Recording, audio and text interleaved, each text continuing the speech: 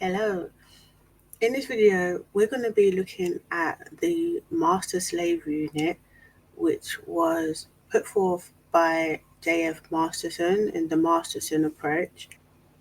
Before we get into this, I want to make the point that schizoids vary in their attitude towards relationships, with some people having no desire for relationships, some getting into relationships and then leaving them and then getting into another relationship, not really getting close or sticking with anyone. And then there's others that are in married and committed relationships. Even those that are in married and committed relationships can still have an in and out pattern, which means engaging with their other half and then creating distance in the relationship to avoid too much closeness or emotional intimacy. Now that I've made that point, we can move on to the master slave unit theory in the Masterson approach. This is about how the schizoid individual navigates their way through relationships, and it highlights four main roles: the master, the slave, the betrayal, and the self in exile. The master is presented as being manipulative, coercive, seductive, devouring, controlling, intrusive, wants to use, not to relate, seeks control over others. The slave, depicted as dependent, a victim, no boundaries, fearful, helpless, hooked, feels victimized and helpless. The betrayal or the betrayer is depicted as sadistic, dangerous, abandoning, devaluing, depriving, dehumanizing, viciously attacking, punishes the self for non-compliance, acts as an internal persecutor. Then the self in exile is self-reliant, anonymous behaviour, finds relief in isolation, feels self-contained, but fears cosmic aloneness, depression, rage and alienation. This is related to the Schizoid Dilemma. There is a theme related to someone who is coming into relationships and coming out. I'll explain this. So the Schizoid Dilemma involves a deep conflict between the desire for connection and the fear of intimacy. Schizoid individuals seek relationships but withdraw when closeness becomes overwhelming, creating an in and out pattern that leads to loneliness and isolation. With this, there is a fear of losing autonomy and a fear of being consumed by the other or overwhelmed with other people's needs. So the compromise is to manage this dilemma. Schizoid individuals often maintain emotional distance while engaging in controlled, superficial interactions. This compromise helps to protect their autonomy, but can result in unfulfilled relationships and persistent feelings of disconnection. The Schizoid Compromise is very much based around keeping the true self protected and interacting with others via a full self system or persona, so that the true self remains emotionally detached during relationships. And this is why the relationships will tend to be superficial and not deep when this compromise is in place. The person will maintain surface level relationships. I'm going to put my analysis on what I think is meant by each of these four quadrants. Master as avoiding genuine relational exchange, relying on manipulation, coercion, and control to keep others at a distance and maintain superiority, rejects vulnerability and instead dominates by overpowering others' wills. The slave, the individual feels dependent, victimized, and helpless, lacking boundaries despite mistreatment. They may stay in the dynamic due to fear of abandonment and a need to be seen and heard. Then betrayal, projecting internalized feelings of betrayal from emotionally unavailable caregivers onto others and themselves. And internal persecutor, reinforcing fears of betrayal and abandonment and driving self-punishing behaviors. Then with the self in exile, I interpret the meaning of it as being a deep alienation from their emotions and identity, used as a defense against emotional overwhelm and others' demands.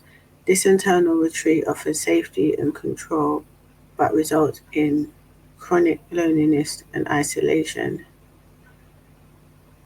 I do have some reservations about this theory, and I'm going to be talking about that now because I think that really the theory seems too simplistic, and I don't think that all of the four quadrants apply to all schizoid. And I also think that the quadrant, to some degree, have been like over exaggerated to the point where it seems a little bit extreme. And also, I would say that a lot of the factors that they are positing are things that a lot of schizoids might not be conscious of or relate to. So I think it's got like limited usefulness in understanding schizoid dynamics. So I'll go over the critiques to make it clearer. Overgeneralization of roles. The roles defined by Masterson seem to be too broad and lack the specificity needed to capture the individual variations in schizoid personality structures. This overgeneralization can lead to misinterpretation or oversimplification of a person's experience. Limited consideration of environmental factors. Masterson's approach primarily focuses on internal psychological dynamics but may underemphasize the role of external factors such as social, cultural, and environmental influences that shape how these roles may be experienced or expressed. Potential for pathologizing normal behavior. By framing these roles as extreme and rigid, there is a risk of pathologizing behaviors that might actually be adaptive or functional in certain contexts. Not all expressions of schizoid characteristics are inherently dysfunctional. The model suggests that a somewhat fixed structure of roles exists, whereas in reality, individuals may fluidly transition between roles or exhibit overlapping characteristics depending on context and psychological state. Neglect of the positive aspects. The framework tends to focus on the negative or dysfunctional aspect of schizoid roles without acknowledging the potential strengths or adaptive capacities that may arise from these personality traits, such as creativity, independence, and introspective depth. I'm going to expand on these critiques more as we go through these videos because I want to make the point that there is a lot more nuance to the schizoid personality than these four set roles. I think that these four set, or three of them more than others, could potentially add to the understanding of schizoid's approach to relationships or interacting with others. However, the original diagram, as put forth in the Masterson approach, I think is too extreme and too rigid, and it lacks flexibility. And so I'll go on. The schizoid individual true self tends to be detached during social interactions, and the schizoid individual interacts with the world via a full self system as part of the schizoid defense. There can be a detachment between the mind and the body. So the body goes out into the world via the full self persona. It performs roles, interacts with people in order to meet the individual's needs and as a survival mechanism to get by in the world, because the true self can't directly engage with the world. So the full self system acts usually on behalf of the true self. Sometimes there can be some discordance between the true self and the full self, but that's another issue. I basically want to make the point that the full self system engages with the world in social interactions. And the full self tends to lack natural spontaneity. The way that the schizoid operates is usually on a calculated level. The actions tend to need to be planned and also acting in accordance with what is necessary to get by in social situations without those actions really being felt by the true self. It's partly because of emotional detachment and also because the true self isn't actually engaging directly with the external world. Due to this, the schizoid individual will adopt a social persona during social interactions and also engage in role play. So instead of expressing the authentic true self in situations and interactions, they will play a role depending on the situation. And this is linked back to the Masterson approach. Because the schizoid individual does play roles in relationships, it limits interpersonal interaction because the true self isn't engaged. Due to this, it's difficult for an individual to maintain a level relationship with others. So the master-slave role makes sense. I would see it that the schizoid has the ability to play the master role, the slave role, or put themselves into isolation and not play any role at all, so they can just be their authentic true self when they're on their own. But in social interaction, it's more going to lean towards a master role or the slave role, but not necessarily as extremely as what Masterson was saying. I think there can be a lot more sort of nuances within the master slave role I will explain. So I'll just explain this diagram, which is the master slave relationship dynamic spectrum, which I have put together to make the point that master role and slave role can exist in different forms along the spectrum. A schizoid may play either role, and both roles involve emotional detachment and non-engagement of the true self, which is hidden during social interactions. The master role is playing a dominant role by way of an authoritative social persona, positioned to assert terms and conditions to others, enables control of others to establish predictability. The slave role adopts a compliant, non-directive social persona that adheres with others' needs, lacks assertion of boundaries, adopts a passive stance in relationships to avoid conflict or maintain harmony.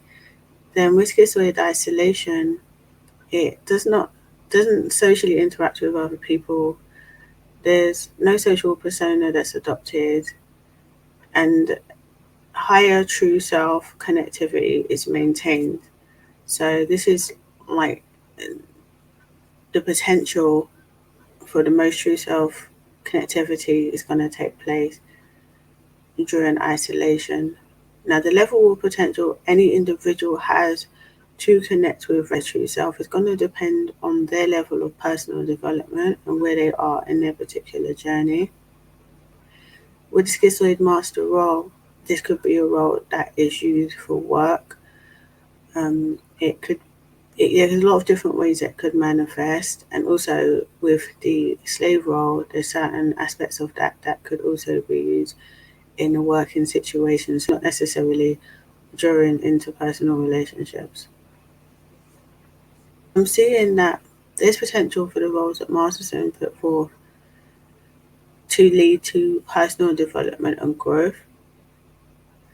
The master role doesn't have to be negative, it can be positive. I'll explain. In the context of schizoid dynamics, the master role can be reframed as a strategic leader who uses their analytical abilities and detachment to navigate complex interpersonal situations effectively. This role reflects a capacity for decisive action and strategic thinking, which can be particularly useful in managing the schizoid's need for autonomy while maintaining control over the environment. The ability to distance himself emotionally can allow for objective decision making and the implementation of strategies that serve their long term goals without being overwhelmed by emotions. What I'm trying to show here is that whereas Masterson framed the master role in a negative light and like not considering other people, that with development and growth, the master role can be used constructively.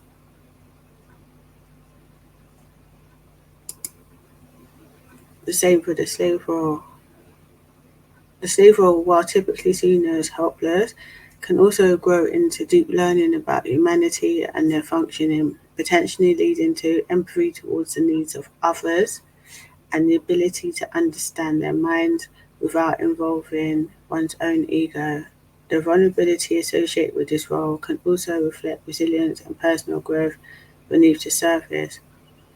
In a slave position, and I think slave is like a bit extreme because there are positions that are less slave like, but they're still compliant and conforming. There's a potential, because one's true self is in the background, because of putting other people at the forefront, there's a potential to learn a lot about people and their minds, and also about their emotions, and generally learning about society through being a passive observer, sitting back, watching and listening. And over time, this can build up into a significant knowledge base that can be used in a positive and constructive way. So from slave to understanding support, potentially.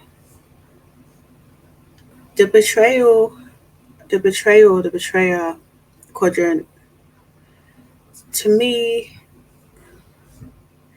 is the hardest really to work with. I don't personally really relate to this role. I relate to the master, the slave, and even the self in exile to sort of less extreme degrees than what Masterson says, but I don't really relate to the betrayal. It could possibly be that this is an aspect that is unconscious, maybe in schizoids, or maybe it's just something that I particularly don't experience.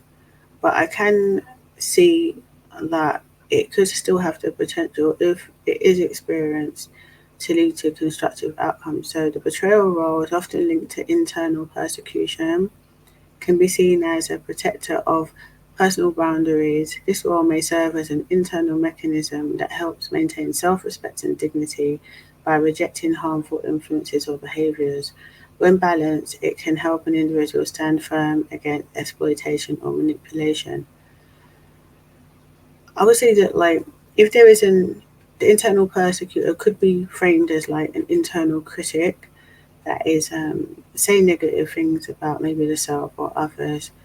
So my point with this rephrasing to assertion of boundaries is that there can be something positive about distrusting others or seeing others in a negative light, or even seeing the self in negative light, because it could help to build self-awareness about where the line between self and others are, the sort of others that you're willing to accept into your life, the sort of others that you aren't, and also perhaps like how maybe to conduct yourself so that you don't get this negative inner critic coming up when interacting in relationships. So that is a potential point for growth. Though, as I said, I think out of all the four quadrants, this quadrant is the quadrant that I least relate to, and I think may have least value to the understanding of schizoid dynamics in the context of relationships. Self in exile can be transformed, or sorry, can with positive experience. One can transform oneself from attitude of being cast out to embracing the self-reliance and seeing it in a positive light. The self in exile role is associated with isolation and also holds the potential for deep introspection, independence, and self-sufficiency. This role can be the foundation for creative thinking, innovation, and the ability to thrive in solitude. It represents the strength to stand alone and the freedom to follow one's own path without external validation. So the self in exile doesn't have to be negative. There can be negative aspects to it, but there can also be positive aspects to it. What I'm trying to do here is to show the other side of the coin, that I don't deny the negative aspects that can occur in any of the positions. However, I'm seeing the potential for growth in these areas as explained.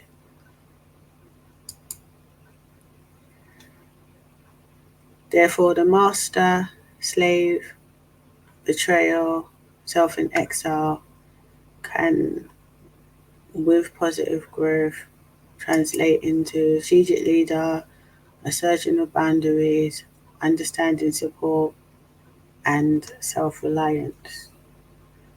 So it's something to think about because we go back to the original, you can read that again. I think because of the spectrum that I talked about, there is the potential for people to go to extremes, but extremes are extremes, which means that they tend to be in the lower percentage, and the majority tends to be the bigger percentage. So I'd say that a lot of schizoids might find this too extreme to relate to. But I'll be interested to know like what your views are on the master slave unit, and if you relate to this as it is, and if this gives you like any further understanding of schizoid dynamics. Yeah, well, that was sort of complicated, but yeah, I hope that I made it somewhat clear and that the point was made. I'm gonna go more into schizoid relationship dynamics and the issue of control and submission and the various different roles that schizoids can play in life in greater detail in future videos.